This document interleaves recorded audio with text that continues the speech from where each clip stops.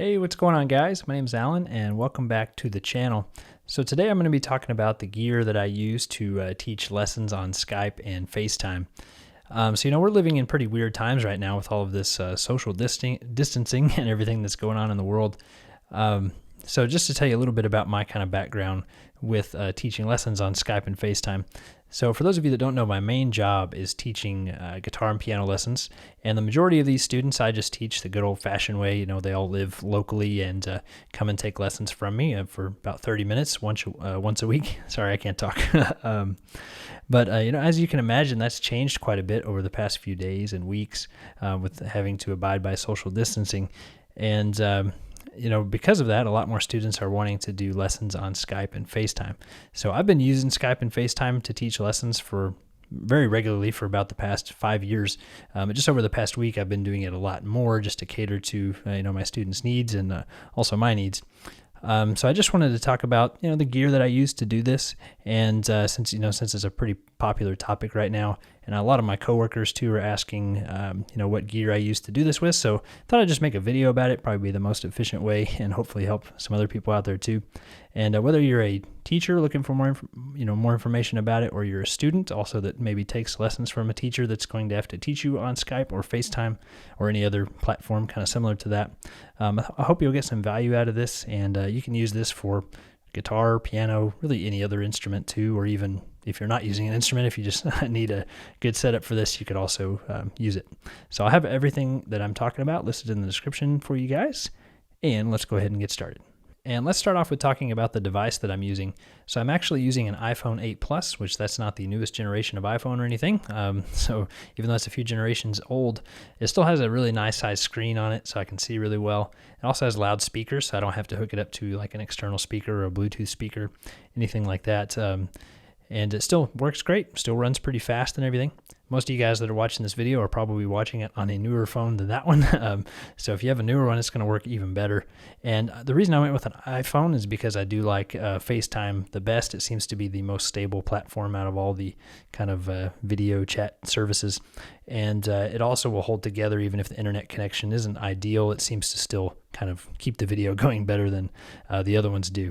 And as far as the price on that, if you are interested in that exact phone, it's $550 from Apple for the 64 gig, or you can get it for $600 for the 128 gig. But just use whatever phone you have if it's something like that, or even newer. And if also that just has a life-proof slam case on it. I will say try not to get a case that's going to be too bulky, because sometimes that can make it where it won't fit in your phone clip. And then also I like to keep the cameras uncovered on the front and the back, so I don't have a screen cover on it or anything. Just helps the video quality be a little bit clearer. Some people like to use an iPad or a laptop, and I've used a laptop too before for teaching on Skype. But personally now I just like to set up this tripod and then have my phone on there, because I can set it up and tear it down really quickly. I don't have to leave it like set up or anything, because sometimes I'll be teaching an in-person lesson, and then right after that I may have a FaceTime lesson. So it's nice to be able to just kind of take it out and be able to put it back up really quickly. Also, I just kind of believe in making the most out of what you have. So if you have a decent phone or even a decent laptop, just go ahead and use what you have. Don't worry about going out and spending a ton of money just to do this. So use your phone if you can. One other thing, be sure you have a long charger, because you are going to want to keep your phone plugged in, because it is going to die pretty quickly using it for video lessons. I'll see if I can find one of those and link it in the description as well. And that's it for the phone.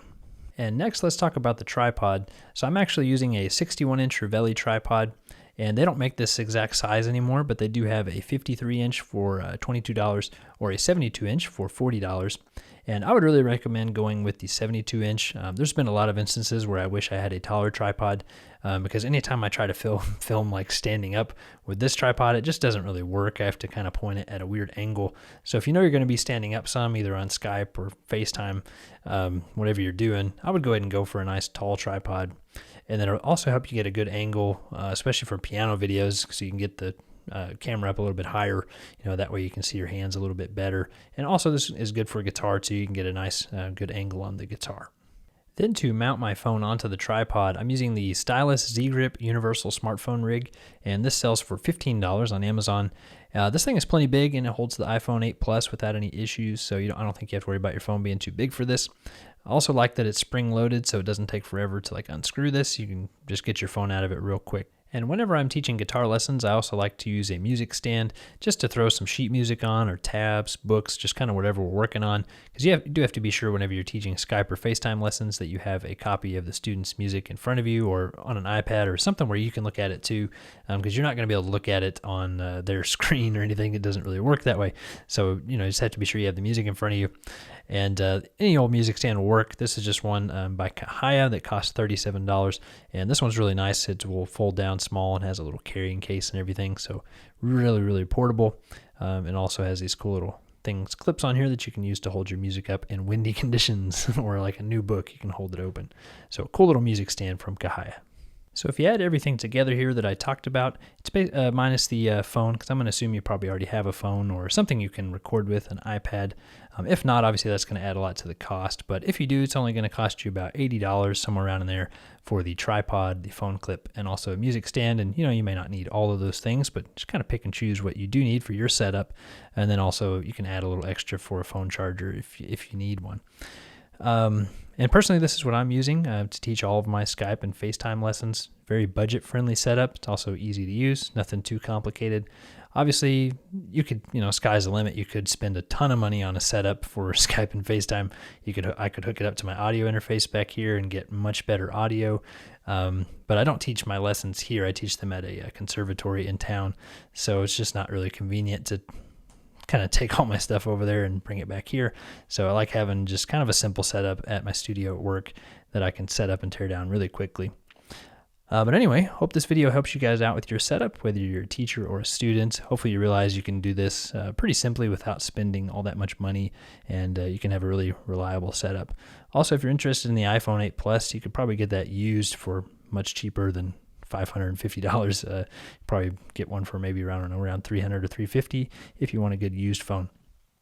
So that's going to wrap it up for this video today.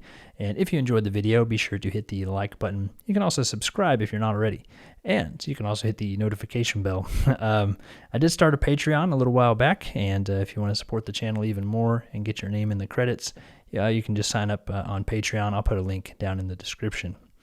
And if this social distancing thing goes on for too much longer, I may have some openings for some more Skype and FaceTime students. I don't know yet, though. We'll see. Usually I'm blessed to keep a pretty full studio, so I don't know if I'll need more lessons or not, but if I do, I'll be sure to let you guys know, because you guys are an awesome community, and I'm very thankful for all you guys. So anyway, thank you guys for watching, and I will see you in the next one.